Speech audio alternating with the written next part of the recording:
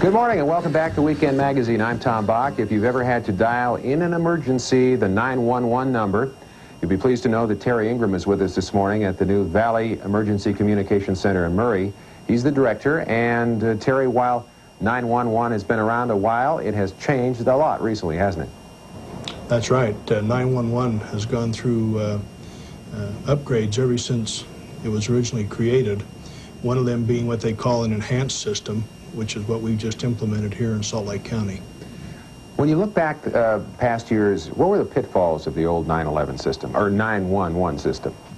The biggest complaint came from the fact that all of the telephone lines were answered at a central point.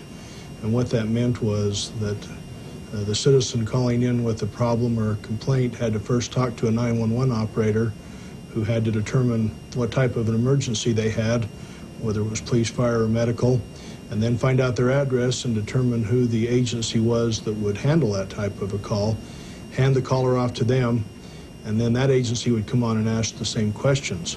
Where are you calling from and what's the nature of your problem? It was very frustrating to people calling in, particularly in high priority situations where seconds counted, that there was that delay in there. So with the new enhanced system, you've eliminated a bunch of those problems, plus you've consolidated a lot of the emergency factions around the city. That's correct. The concept of the enhanced 911 lends itself very well to a consolidated communications center. The enhanced 911 routes the calls automatically, and so you're able to miss that step that I mentioned of having to go to a common answering point. So this way, the call comes into this agency, they talk to someone, they find out the nature of their problem, and it's handled. That person talks to them, and it's resolved right there. As I understand it, Terry, if you live in Murray or West Valley or Riverton, one phone call to 911 can get you emergency help from any of those areas. That's correct, and all people need to remember in an emergency is to dial 911.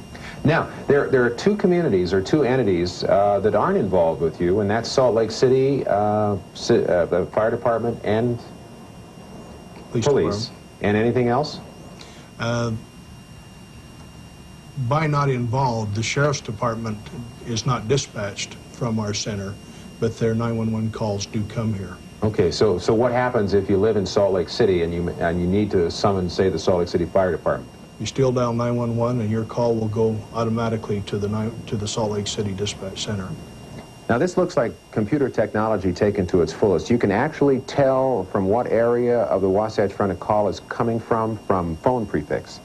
That's correct. It uses the same technology that they use to determine your long-distance bill. When you dial 911, it looks at your number, and from a pre-assigned database, then determines where your call should go, whether it should go to the Valley Emergency Communications Center or if it should go to the Salt Lake City Dispatch Center. All right, let's do an example. Suppose, Terry, I live in Murray and I dial 911 and I need the fire department. What happens then? We'll answer the call. We have a screen that will display the phone number and the subscriber record from that telephone. We'll verify the accuracy of that information to see if what we have is correct. Our complaint taker will ask questions of the caller to determine what the nature of the emergency is. They'll then type that into our computer, which once again verifies the address and routes that call over to the fire dispatcher for Murray City, for an example. Okay. So how long is this going to take? It doesn't take very long, because the longest part is determining what the nature of the problem is. Asking enough questions so that we know what equipment to send. The computer then just routes it. It routes it from one terminal to the next terminal, and they go ahead and dispatch it at that point. Well, is that faster or slower than the old system, or is it about the same? Well, it's really faster, because previously you had that extra step that I mentioned where the first complaint taker had to ask all those questions before they knew where to route it. And so you've cut out that step, which gives you the ability to speed it up. The second area where this system works very well is taking that same call, say it was an automobile accident with injuries. Since we dispatch in this center for the county paramedics, for the Murray City Fire Department and the Murray City Police, one call is able to get all those units responding. Suppose you run into people, Terry, that use the number a lot. I don't know, they just play with the phone, they call. Is there a way that you keep a list or screen these people? We don't screen 911 calls, but we do follow up on 911 calls. So if someone dials us inadvertently and they hear us answer 911 and they just hang up, then that puts the burden on us to call them back to determine if there's a problem there. Maybe they're having a health problem that prevented them from giving us information, or maybe there's some other kind of problem.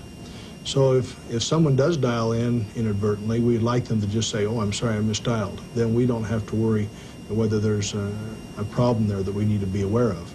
Otherwise, we'll be calling them back, and if we're not able to resolve it, we'll be sending a police officer out to see if a condition does exist. So I guess it'd be word to the wise to the kids, stay away from 911. It's not something that you're going to want to play with, okay? Now, this must be very expensive. The computers in there are costing money, manpower. Where does the funding come for this service?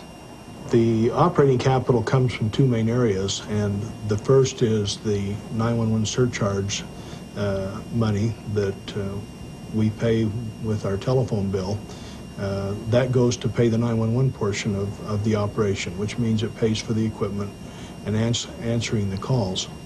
The second part of the operation, of the dispatch portion, is funded by the individual or participating agencies, and they pay that out of their funds as they would to fund their own dispatch center, and that's paid on a usage share.